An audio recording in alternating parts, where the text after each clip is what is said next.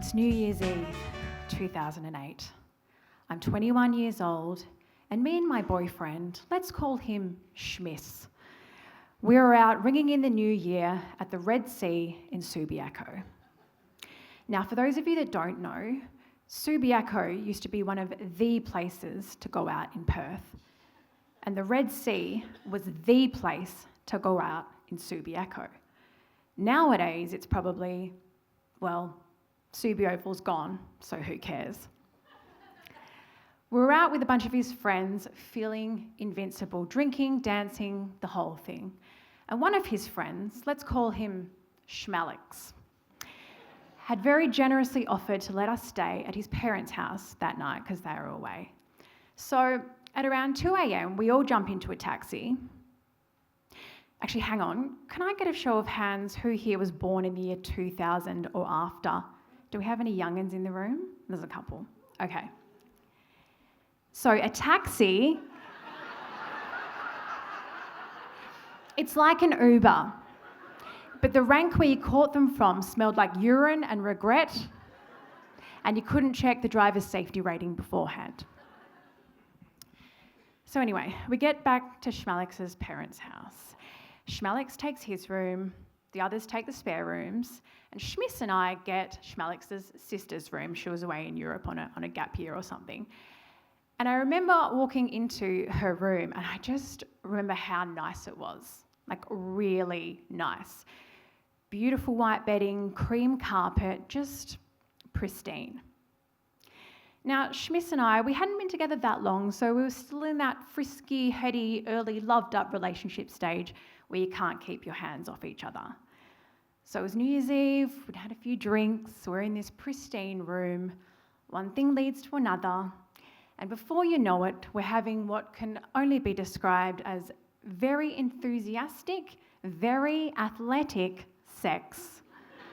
I'm talking Olympic-level gymnastics. Simone Biles, eat your heart out. We are everywhere. We're young, we're flexible, we're going for gold, and we're in the dark, literally and figuratively. So eventually we finish up and we're laying there catching our breath, and Schmiss reaches over to turn on the bedside lamp.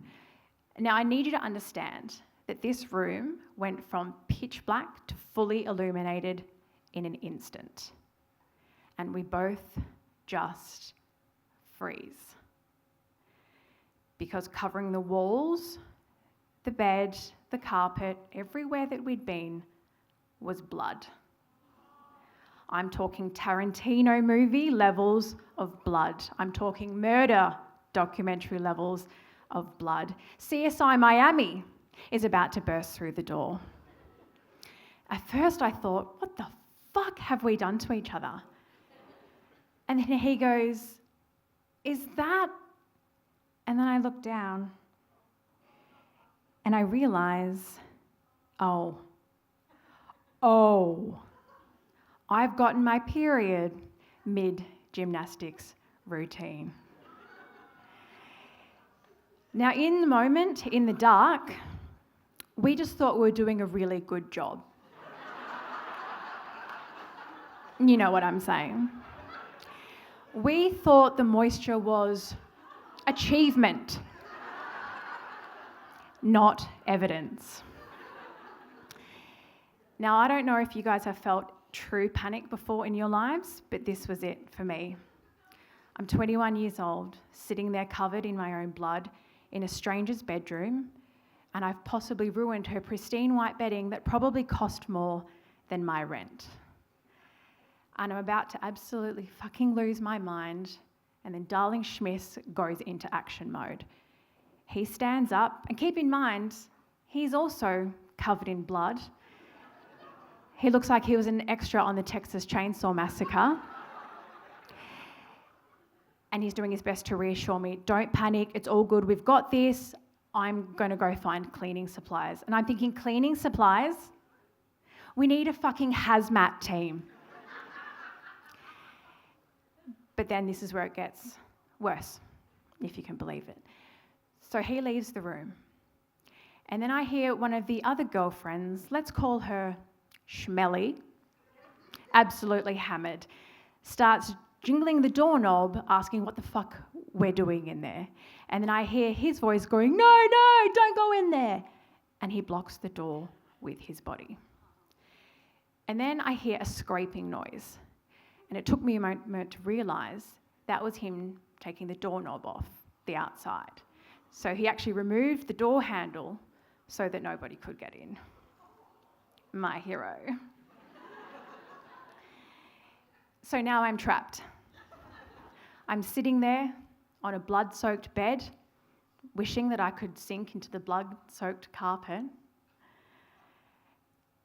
And the whole time he's away, I'm just thinking about the logistics, like, can we just leave? Can we burn the house down? Like, what is the statute of limitations on a period sex crime scene? Eventually he gets back, and I don't know how long it was, but it felt like forever, and he has done his best to find every cleaning product he can. We've got bleach, carpet cleaner, 69 rolls of paper towel. And then we just get to work. It's 4 a.m. We're scrubbing blood off the walls like we're contestants on The Block. We're scrubbing the carpet. We've stripped the bed completely. Schmiss is on his hands and knees trying to get a stubborn spot out of the carpet. And I'm wondering how much blood can actually come from one person, and should I be concerned about this from a medical standpoint? Eventually we get the room looking a little bit less like a murder took place and just a bit like an accident, which I guess isn't too far from the truth. So the next morning we gather up all the evidence, the bedding, the towels, everything. We shove it into some garbage bags. We mumble something vague to Schmalix about how we accidentally soiled his sister's bedding, but don't worry, it's okay, we'll sort it out and get it back to you. And it was only after that I realised soiled was an interesting choice of word, because there's literally nothing that could have happened to those sheets that could have been good, if you know what I'm saying. It's like, hey mate, good news is, nobody died.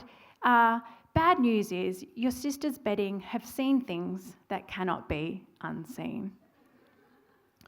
So now I have this bag full of bloody paraphernalia and I'm wondering what to do with it. Like, do I just throw it out and buy new stuff? But then I thought, the world only has finite resources, and my 21-year-old bank account also has finite resources. So I make the decision to take it to get professionally cleaned, which means taking it to my mother. Because luckily, or unluckily, depending how you see it, my mother owned a dry cleaning business. An actual dry cleaning business, because if there was ever a time when you wanted mafia connections, this was it. So I'm standing there with this bloody bag of bedding that isn't mine, and I have to explain to my mother why I need to get it professionally cleaned. And in that moment, I had a choice. I could have said, I got a nosebleed. I could have said literally anything.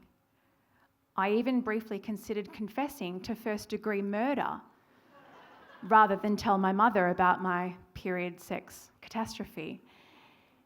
Because at least with murder, there's a certain dignity about it,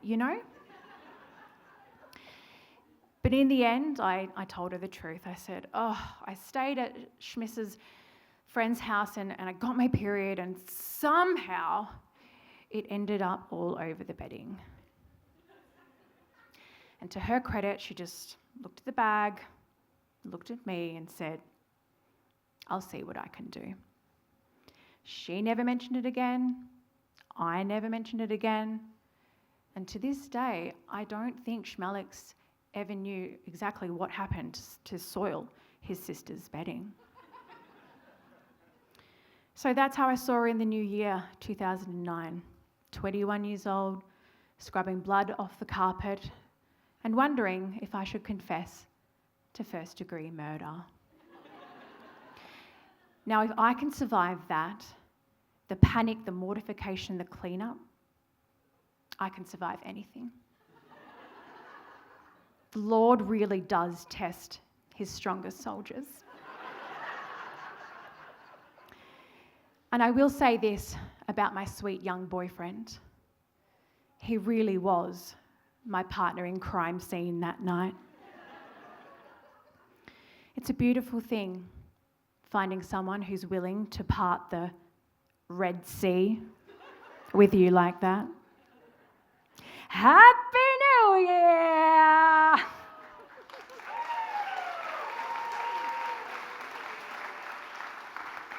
Oh, and a little encore is, I actually just got my period today, so you're all very lucky I didn't act it out for you. Thank you.